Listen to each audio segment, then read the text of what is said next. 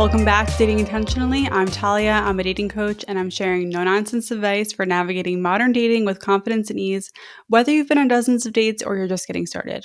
I believe dating can be fun. Dating is a process we can enjoy, and that's why I'm here helping you get there. So I wanted to switch it up today because I am turning 32 this week. My birthday is on Thursday, and if you're listening to this on the day it comes out, I am currently driving to Las Vegas with my fiance, Johnny, and my dog, Coconut. So we're spending a few days at the Grand Canyon and in Sedona, two places I hold near and dear to my heart. And I actually turned 22 in the Grand Canyon on a camping trip. So 10 years later, here I am again.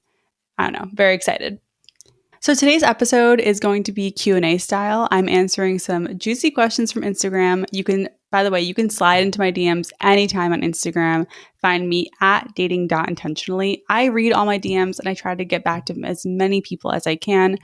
I love hearing from listeners. And I especially love hearing how this podcast has impacted your dating journey. So if you feel like throwing any love my way this week, I'd so appreciate it if you rate this podcast on Spotify or Apple.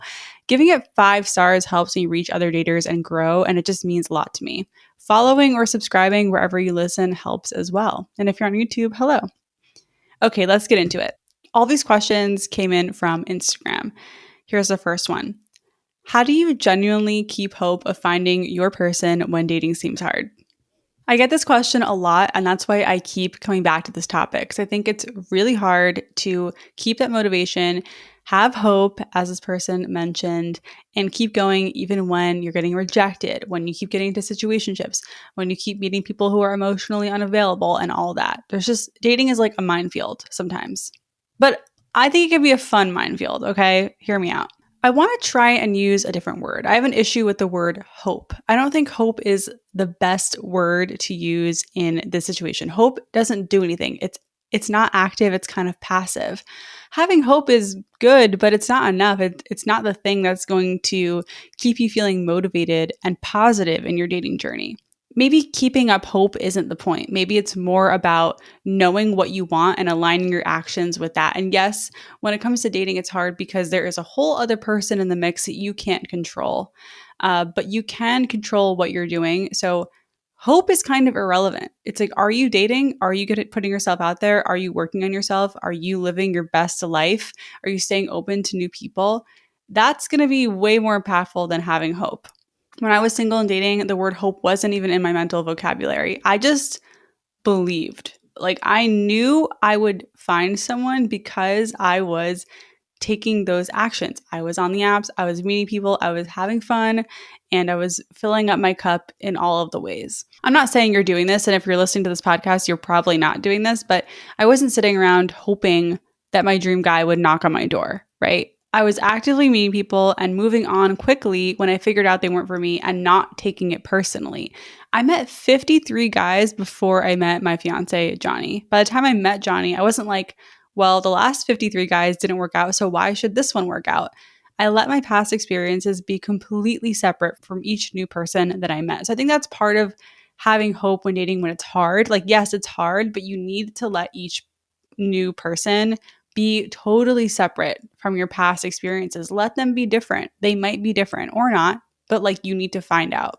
Another thing I want to point out is when you are only focusing on dating, if you're like hyper fixating on your relationship status or not having a relationship, then it's going to feel a lot harder because you are just going all in on that one thing. So make sure that you are balancing that out with other aspects of life. Make sure that you're shifting your focus on your friends, family, hobbies, work, relaxation, trying new things, reading, exercise, anything else that brings you joy and makes you feel good. And I'm saying this because making sure you have that balance in your life will help make it not seem so hard. It'll be like, oh yeah, I have other things in my life that are good, and dating is just something I'm doing right now because I want a partner and I have to meet people if I want to find a partner. And the last thing I want to touch on is the idea of quote unquote your person. And I know if you're listening, you probably don't believe that there is the one. I don't believe that there is only one person for everyone. There are a lot of people walking around on this planet right now that you could have a relationship with, right? That you would be compatible with, that could be a good match for you. So that just takes the pressure off. So, how do you genuinely keep hope of finding a person when dating seems so hard? You take hope out of the equation and make sure your actions are aligned with what you want. You believe that it will happen because you are worthy and you are taking action on it. So, like, it's kind of inevitable that eventually you will meet someone. And when it seems hard, make sure that you are balancing dating with other parts of your life. I hope that helps. Okay, the next question, and I haven't really talked about this much on the podcast yet, which is why I chose it, is how to do long distance in the early days. We are 1.5 hours apart.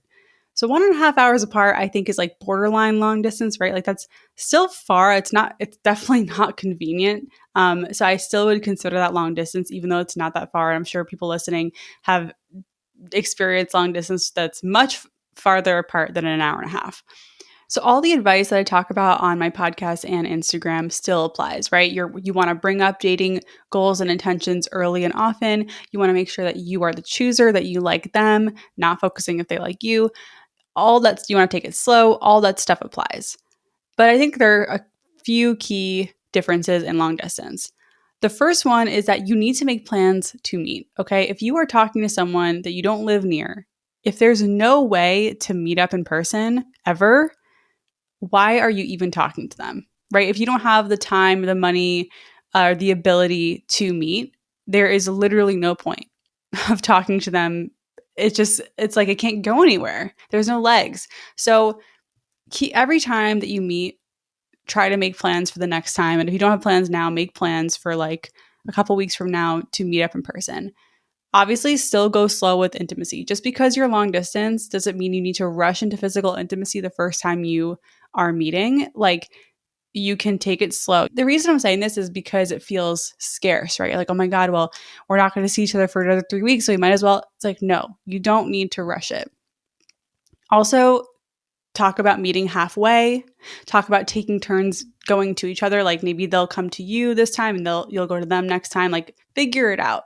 Other key differences are going to be talking about communication expectations a little more because that is primarily how you're going to be getting to know each other is virtually, texting, FaceTimes, phone calls, all that stuff. So it's important to lay that out just in a very direct, plain way. Like if they can't text you at work, that's fine. Like you need to figure out another time where you can connect. So talk about communication expectations and what you need for long distance. It's just like more important. If you were seeing each other often, it's just less important in the beginning, but early on, you've got to get it out there. And I want you to know that like you can be open and honest about what you expect and need in this situation. If that person, like, you're not asking too much if you want to text every day. You're not asking too much if you want to have a quick 5-minute chat every day. Like, if that's what you want, say it. You're not going to scare them off. They're not going to run away. They might be like, you know what, I can't do that, but maybe I can do this. And you just kind of figure it out until you find a happy medium for communication. These things are workable, right? You can discuss it. That's what couples do. And another idea for long distance early stages is doing virtual dates. So this is fun. You can watch movies simultaneously and shows. I used to do this with Johnny, even though we weren't long distance. We would, he'd call me, be like, do you want to watch this show? And we would just hit play at the same time and we would be texting while we're watching. And then after the show, he'd call me and we would discuss the show.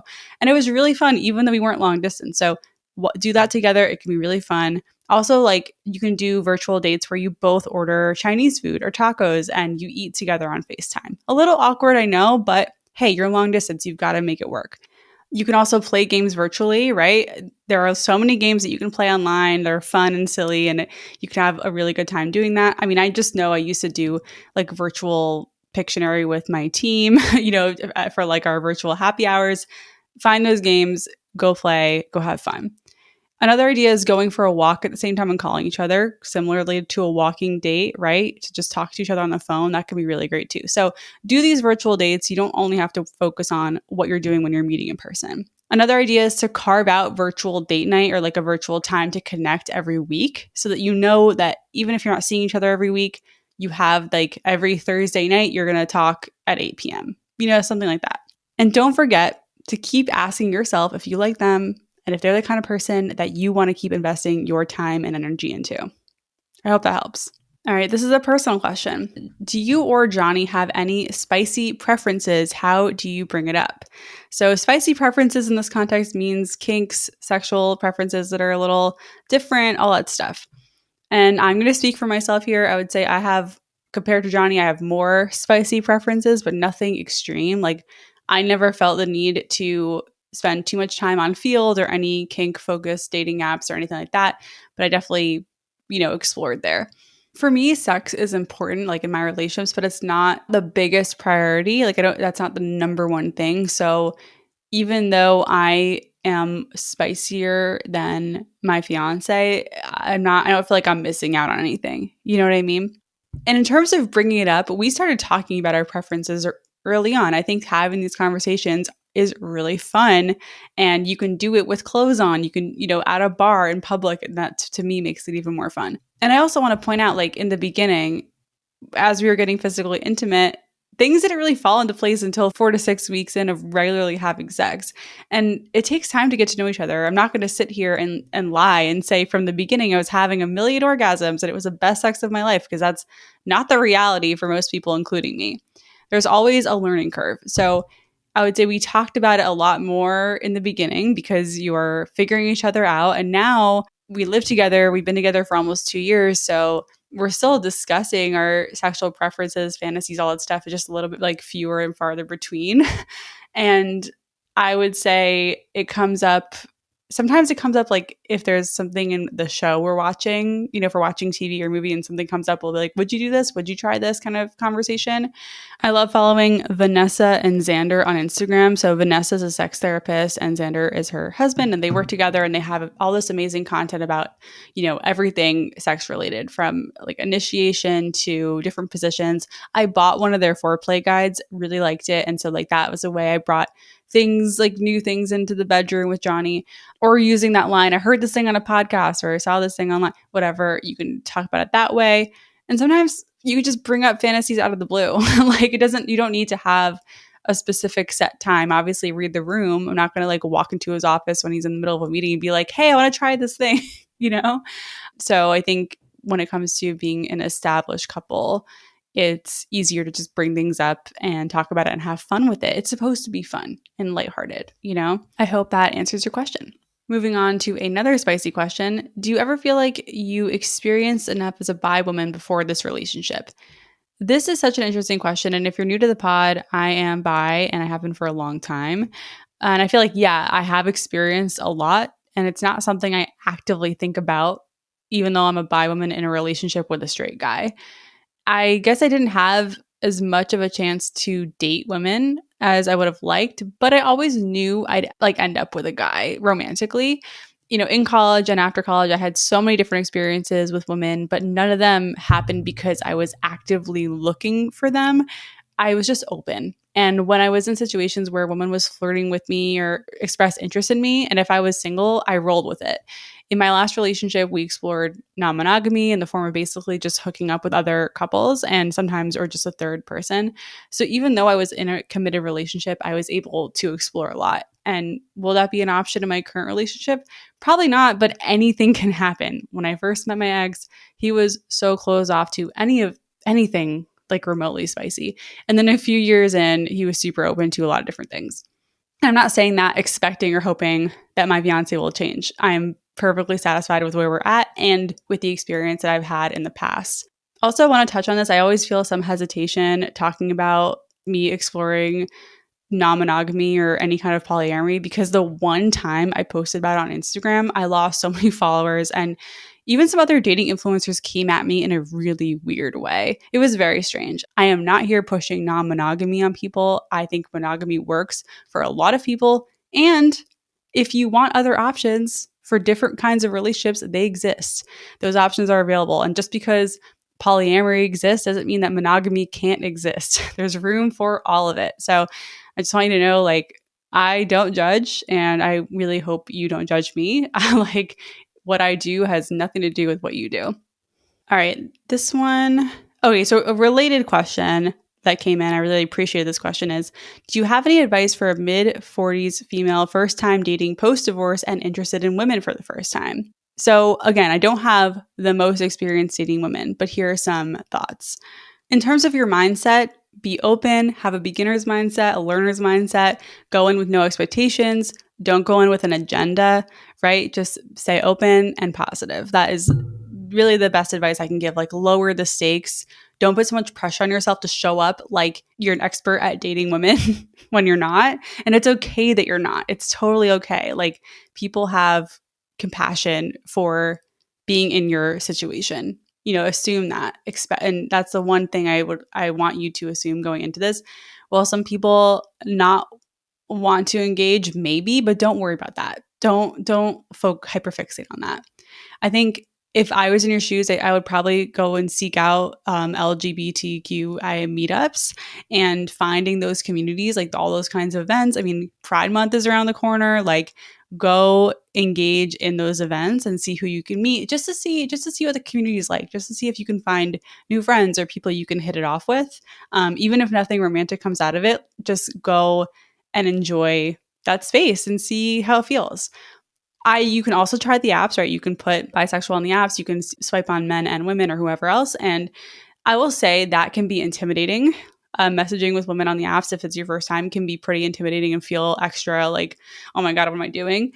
So just know that going into it, like if you feel that way, that's normal. You're normal. It's fine. And I would say I would probably lean harder into in-person like events than apps for this, but still try the apps, see what happens. And be open with your friends about it. You never know who they know. And I hope that your friends would be supportive of you in this journey. I'm supportive of you. Thank you for this question. I really appreciate it. And I think it's awesome. Next question. Do you feel like men approached you differently dating at 30? So I've never been asked this before. I think this is a really interesting question. The answer is yes. I felt like in my late 20s, early 30s, I was taken way more seriously. When I was dating in my early 20s, the way men treated me was pretty awful looking back on it. It was so much more sex focused and they weren't interested in getting to know me at all. One guy I dated couldn't get over the fact that I was 20 and he was 25. Like, why are you dating me then? Right? Like, why are you even dating me if I'm not, I don't know.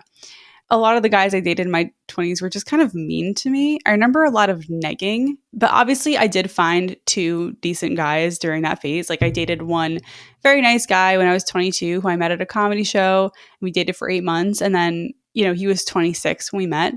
And then I met my most recent ex when I was 23 and he was 25. And we met on OkCupid. So those two guys treated me with a lot of respect. And that's probably part of why I dated them and why it worked out for the time that it did. At 30, the guys I dated did not nag me or put me down nearly as much. They took me seriously. They treated me better. And my range was, 29 to 37.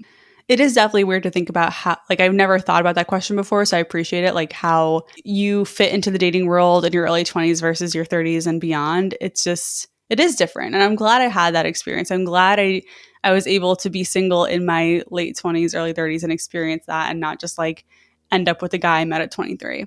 What if you can travel a lot more than your partner, but it's an important thing for you? I relate to this question. I've asked this question.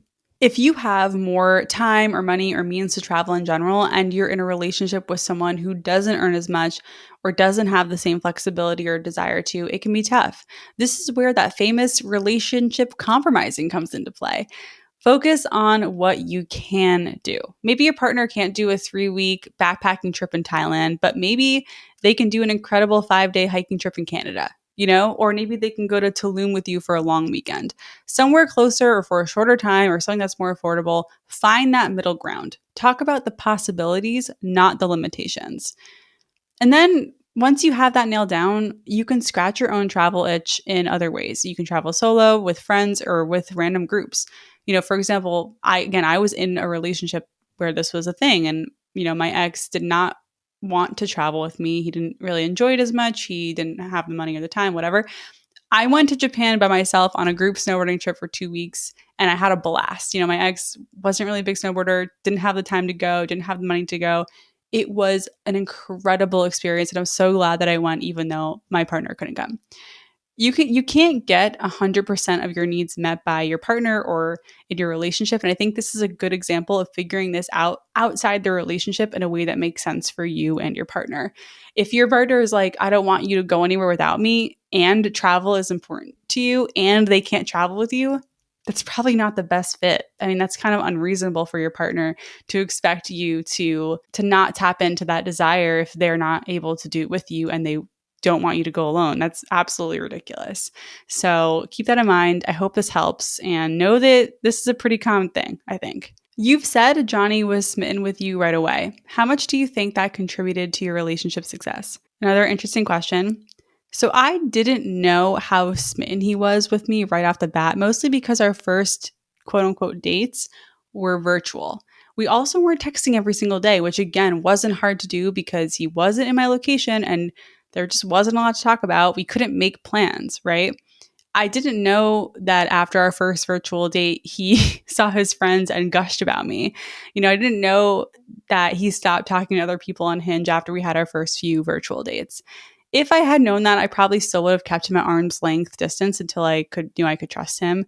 And look, I was crushing hard on him within 2 weeks of meeting him in person for the first time, like after our third date. So I wasn't that far behind him. I just needed a little more time. Ultimately, I think this contributed positively to our relationship because for a relationship to work, you need mutual interest. So, him being smitten right away with me was part of that. After my whole journey, I needed more time to warm up. So, just because the timing of us feeling really into each other wasn't perfectly aligned, that doesn't mean it wasn't going to work out. I do believe that for emotionally available, secure guys, the second they meet someone they like, it's pretty clear for them what they're going to do. Johnny played 0 games with me and he was focused on our connection when he knew he wanted to explore it. That's what I want you to find too. But your end of the bargain is being open to that, even if you're kind of neutral or lukewarm at first. Sometimes you have to give it a few more dates. All right, I've got 2 more. How do you go from needing to wanting a partner? That's a really good question. Let's look at what it means to need a partner. I feel like this comes from a place of needing a romantic partner to feel valued, to feel worthy, to feel good about ourselves, and all that. And that's what we're conditioned to feel, honestly. Like growing up as a girl, the main message we got from media and people older than us is who's going to be the man in your life? Who's going to choose you? Are you worthy of someone choosing you? That's the message I got growing up, at least. So we have to go from needing someone else to validate us, to validate our existence, to wanting someone to do life with. And life is happening to us every day, whether you're in a relationship or not. It's on you to create the life you want to live, the life that you enjoy, whether you're in a relationship or not. Ideally, you find someone who aligns on that vision that you have for your life and can support you in building it. And I do not mean financially, I just mean like they want you to achieve whatever you're going for, right? They're rooting for you. They're in your corner. They are helping you. And I guess to the person asking this question, I would ask, why do you feel like you need a partner? And what would your best life look like without one? And after envisioning your best single life, as if you were never in a relationship, do you still feel like you need one? If the answer is yes, then maybe there are some changes you need to make to your life so that you can enjoy living it now when you're single.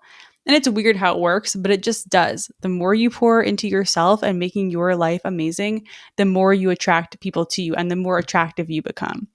It's easier to date from a place of being satisfied with your life as a single person because you're not dating from a place of desperation and need. You're less attached to the outcome. So, the answer to your question is you go from needing to wanting a partner when you build a life that will only be enhanced by a partner. It's not complete when you find someone. You complete it. You are a whole person already. You don't need a partner to be complete. I hope that helps. That's what helps me, at least. That's how I thought about it. And let me know in the DMs if that helps you. Do you think you'd be where you are at in life at 32? So thanks for this question. I love a question like this. And the answer is no. I thought I'd be in a corner office at some shiny, fancy firm in the entertainment industry in New York wearing like a chic power suit. But I'm in my home office in a tank top in the Bay Area working for myself. who knows? I mean, I think about my goals a lot, right? I'm a really goal-oriented person. I never honestly had this like, a real vision in my head of where I'd be at this age. But for me, it's more about the goals I wanted to hit, mostly financial and also the quality of life that I have, and I believe that those two things are connected. If someone told me 10 years ago at 22 that I have the life that I have now, I would be shocked and amazed. But how I got here makes literally no sense, and I'm very okay with that. At 18, I was dead set on becoming a professional photographer. At 22, I was aggressively pursuing the talent agent track in the comedy industry. At 25, I was a freelance copywriter. At 29, I was a cookbook author with a successful meal planning subscription. And now at 32, I'm a dating coach, podcaster, and social media consultant. I have no idea what I'll be doing at 35 professionally, but I do know that I will be enjoying it because that is my main priority. I'm really lucky that I can choose work that I enjoy, and I decided really early on that I was going to work to live, not live to work. I ditched the idea of a traditional career at a young age as well. And at 22, I really thought I'd be climbing a corporate ladder, but mostly because I thought that was the only option. And I say all this to you, listener, to maybe inspire you or help you realize that you can do a lot of different things. You can be known for many things. You can explore different tracks. You don't just have to do one thing for your entire career. I'm not planning on doing that at all. Let me know what you thought about this episode in the comments on YouTube or on Spotify. Thank you for listening. Thank you for being here. I love podcasting and I love being able to do it with you. And I hope I helped you in some way on this episode. I know it was kind of a hodgepodge of questions. Don't forget, you're doing great. I'd love it if you share this episode with someone who is navigating dating and might need a little confidence boost or some tough love. If any of these episodes have helped you in your dating journey, you can help me by leaving a stunning review on Apple or giving Dating Intentionally 5 stars on Spotify. I'd really appreciate it. Once again, I'm Talia. This has been Dating Intentionally, and I'll catch you next time.